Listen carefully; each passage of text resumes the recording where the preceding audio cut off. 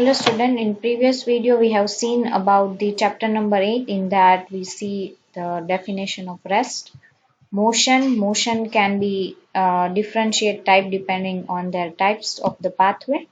According to that, the circulatory motion, linear motion, oscillatory motion.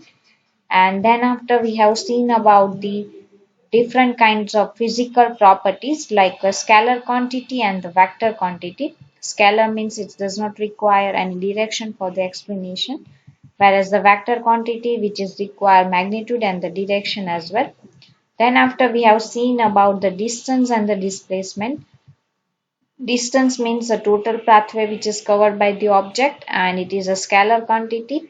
Later on we have seen about the displacement.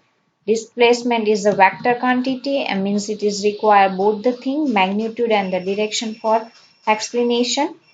Then also we have seen that the displacement can be zero but distance cannot be zero. Then after we have take the example by which we can understand how the displacement is become a zero. Later on, we have seen about the difference between the distance and the displacement. In that, the definition first, then after we write down that the distance is scalar quantity, displacement is a vector quantity. Distance is a always be a positive, can't be a zero or negative, while the displacement can be positive, negative or zero. And then displacement can be equal to the displacement, while displacement can be equal to a distance or it less than the distance. Then after later on we have seen about the example. In that a radius is given and the semicircle pathway is there. So in both the condition we have to find out the distance and the displacement. So we calculate that example. After that we start this video with the example number 2. So let's start. A body travels 4 kilometers towards the north, then he turns to his right and travel another 4 kilometers before coming to the rest. So the calculate the first one, that is of total distance travel, and the second one, that is of total displacement. As we have seen in the previous example, same thing that we have to calculate a distance and the total displacement. So the total distance traveled by the object, that is of OA plus OB, means the first 4 kilometer north and then again 4 kilometer with the, so the total distance is traveled by the object, that is of 4 plus 4 is equal to 8 kilometer. While the total displacement, it is a OB, because in the displacement we have to see only a initial point and the final point. So we have to just calculate the initial and the final point, means the OB. So the OB is equal to OA square plus OB square under root is equal to under root 4 square plus 4 square. So 4 fours are 16 plus 16 under root 16 plus 16 32 under root 32 is equal to 5.65 kilometer.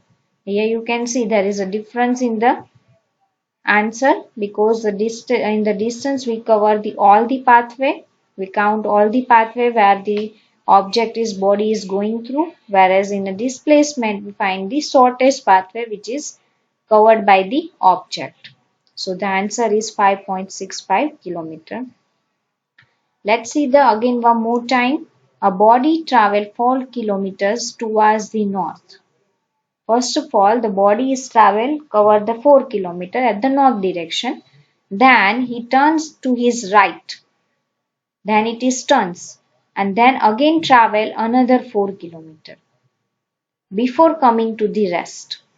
So we have to calculate the total distance which is traveled by the body and the second one, that is total displacement. So the total distance we have to cover all the pathway, means the OA plus OB. So the OA is a 4 one, O from O it is a starting, and A it's a 4, after a 4 kilometer it reaches to the A. Then after it take the right and go to the A to B. Again it is a covered 4 kilometer. So the total distance covered by the body is a 4 kilometer plus 4 kilometer is equal to 8 kilometer. The second question that the total displacement. The total displacement is become a O to B only. Means we have to count here only the shortest pathway. Here that we can use the Pythagoras theorem because here the triangle is occur 90-degree. So we have to find out the shortest pathway means the OB.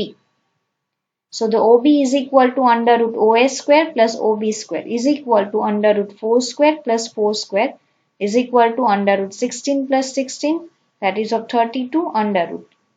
So is equal to 5.65 kilometer.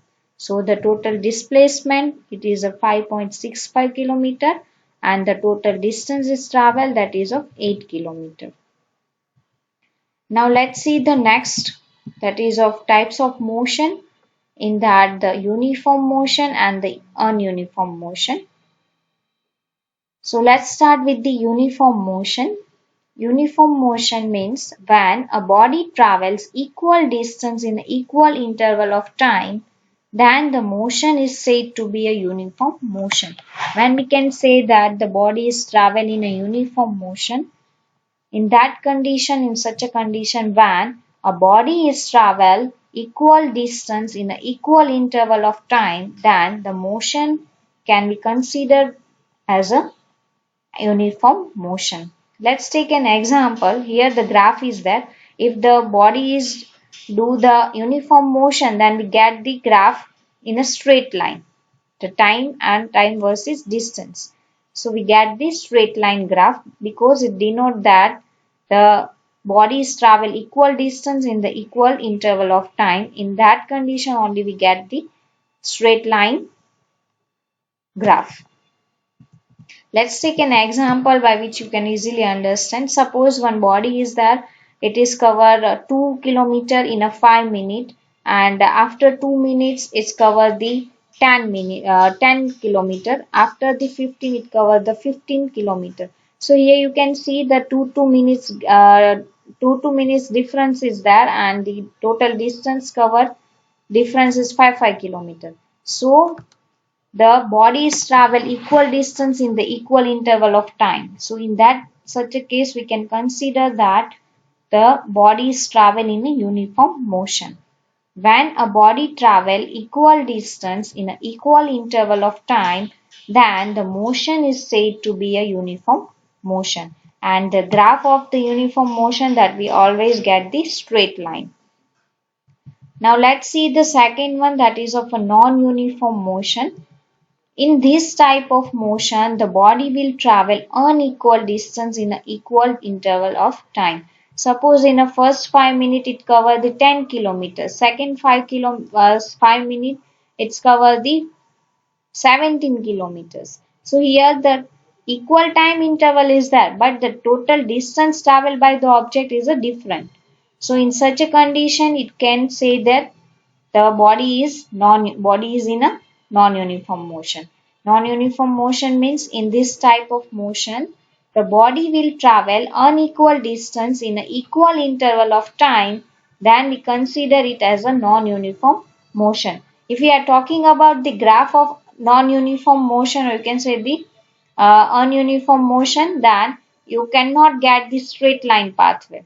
It is a curved one. The continuous increasing in the slope of curve indicate the accelerated of the non-uniform motion. Whereas here the decreasing curve slope is there. So the continuous decreasing in slope of curve indicate the declared a non-uniform motion. Let's one more time revise.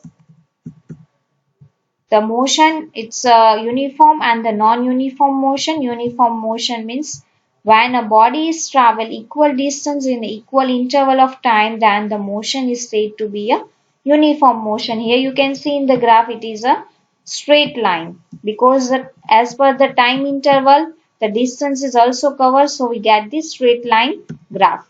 The second type that is of a non-uniform motion. In that kind of motion this type of motion, the body will travel unequal distance in an equal interval of time. So we get the curve shape graph, we cannot get the straight line graph. So if the continuous increase in the slope of a curve, which indicates that the accelerated non-uniform motion, while if the continuous decreasing slope is there, curve is there, then it is indicate the deaccelerated non-uniform motion. Now let's move further. The two types of non-uniform motion. The first one, that is of accelerated motion, when the motion of body is increased with the time, then it is considered as accelerated motion. While the second one, that is a deaccelerated motion, means when the motion of body is decreased with the time. Here you can see in the graph, as the velocity is given and the time is given. So in accelerated motion, we get this straight line in upper direction. While in a deacceleration motion, when the motion of body is decreased with the time, so we get the slope like this kind of, at the below kind of graph we get. One more time, let's see the types of non-uniform motion.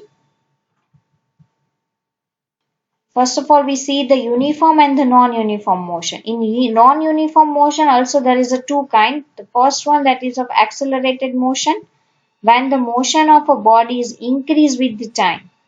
The second one, that is deaccelerated motion, means when the motion of a body is decreased with the time. Here you can see in the graph, after the time the motion it will be decreased one.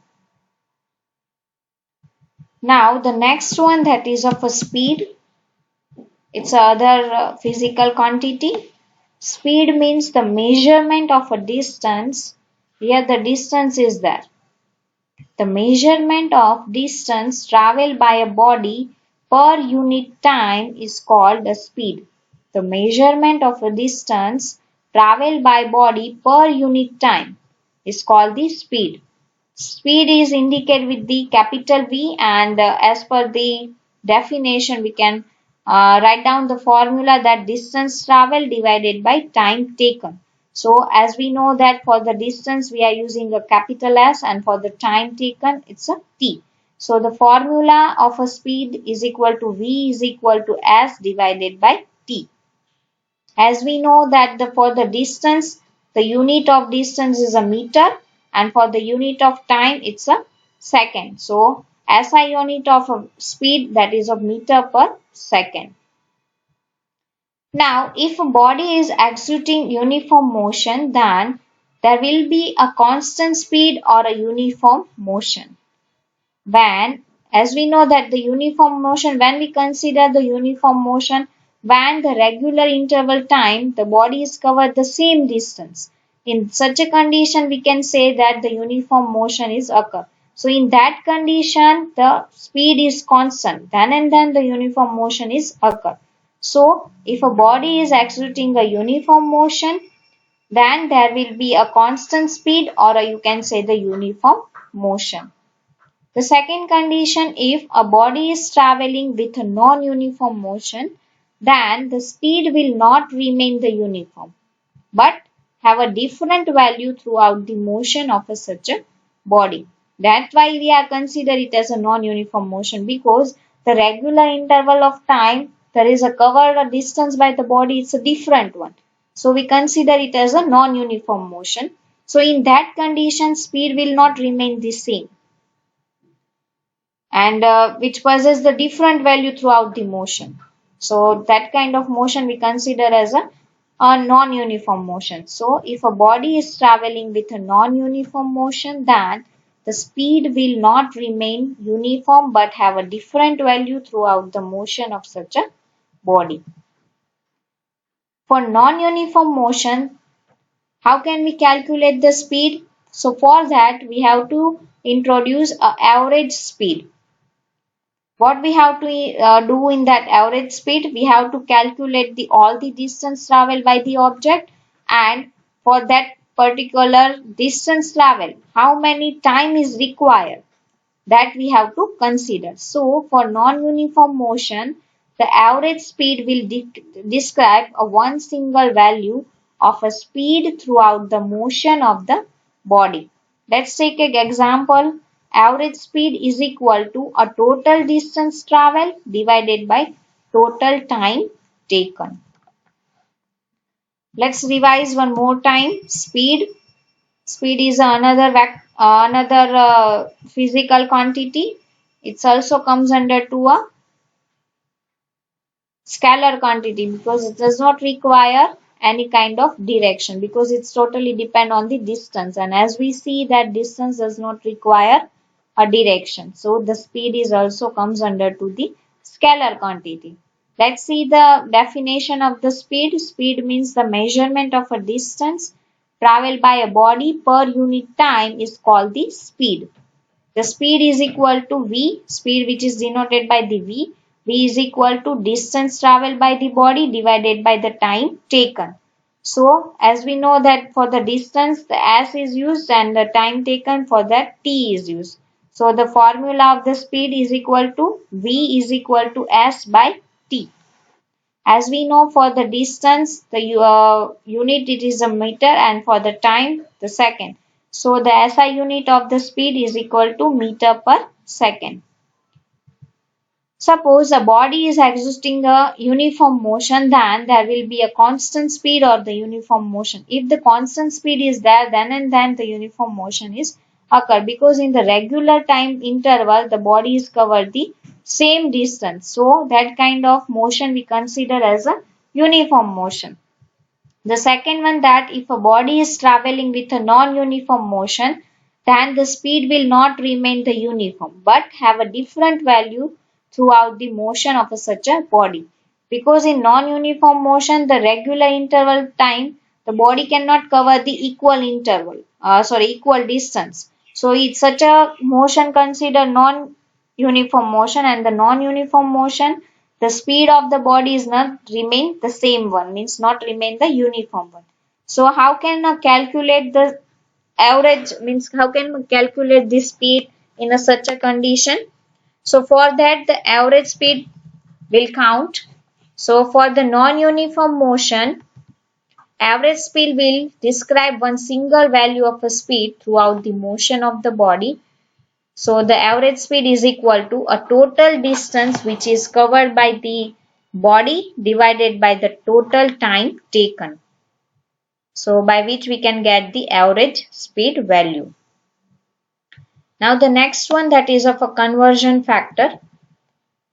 Change from kilometer per hour to meter per second. So as we know that the 1 kilometer is equal to how many meter? 1000 meter. Same like for the 1 hour is equal to how many second?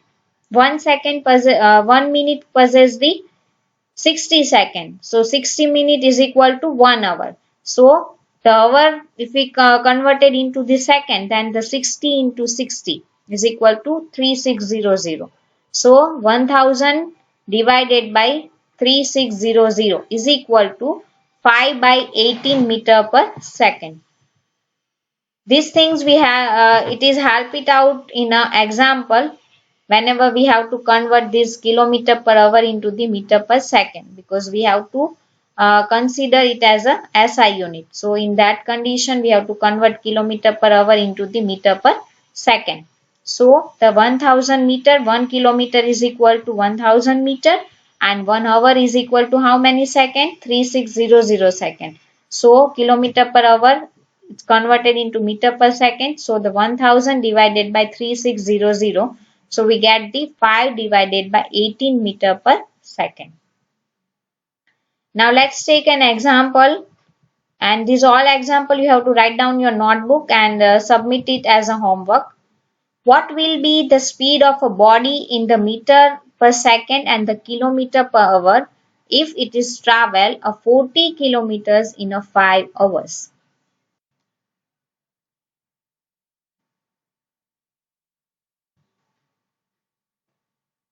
Let's see the solution. The distance that is total covered has 50 kilometers and the time that is taken 5 hours. So we have to calculate the speed in kilometer per hour. is equal to a total distance divided by total time. So the total distance is covered by the body 40, and the total time which is required to cover 40 kilometer is a 5 hours. So the 40 divided by 5 is equal to 8 kilometer per hour. Now the second question is, if we have converted it into the meter per second, then how many? So for that we have to convert this first into the meter per second. So the first we convert this 40 kilometer into the meter. So the 40 into 1000. Why 1000? Because 1 kilometer is equal to 1000 meter. Then the 40 kilometer is equal to how many? So the 40 into 1000 is equal to 40,000. And for 5 hours also we have to convert it into the second. 1 hour is equal to 3600 second. So the 5 hour is equal to how many? So the 5 hour is equal to 5 into 60 into 60 second. Let's put this value in the formula of speed. In a meter per second is equal to 40 into 1000 divided by 5 into 60 into 60. So is equal to 80 divided by 36, and the answer is 2.22 meter per second. That means in a 1 second it covers a 2.22 meter, and in a kilometer per hour means the 1 hour it's cover the 8 kilometer. Let's revise one more time. Example, what will be the speed of a body in a meter per second and the kilometer per hour if it travels in 40 kilometers in a 5 hours? First of all, write down whatever the given thing. The distance that is given of 40 kilometers, time that is given of 5 hours, and the speed that we have to find out. We have to find out in the both the condition, kilometer per hour as well as in the meter per second. So let's first do the speed in a kilometer per hour. So the total distance divided by the total time taken is equal to 40 divided by 5 is equal to 8 kilometer per hour. Now in the second condition we have to give answer in a meter per second. So here the 40 kilometer is given. We have to convert this kilometer into the meter first. So for that 1 kilometer is equal to 1000 meter. So the 40 kilometer is equal to 40 into 1000 is equal to 40,000 meter. And these 5 hours we have to convert it into the second. 1 hour is equal to 3600 second. So the 5 hours how many? So the 5 into 3600 second. So the speed in a meter per second is equal to 40, means the 40,000 divided by 5 into 60 into 60. So we get the answer 80 divided by 36 is equal to 2.22 meter per second. What is the meaning of this both the answer? In this 2.22 meter second means in a 1 second the object can travel a 2.22 meter, while in kilometer per hour, which is denote that in a 1 hour the object can travel average 8 kilometer. Object can travel 8 kilometer in a 1 hour. Now let's see the next one, velocity. As we see that for the description of the speed we require a distance. So same for the velocity description we require a displacement. So according to that you get the idea that the speed is a scalar quantity because it is depend on the distance, while the velocity which is depend on the displacement. So it is a vector quantity. This velocity we will see in the next video in detail. Till then, bye bye, take care, and yes, write down this example in your notebook. And for this note, you can search it out that the study ranker, all the notes are given and all the notes are available on the online. So you can write down from there only. Thank you.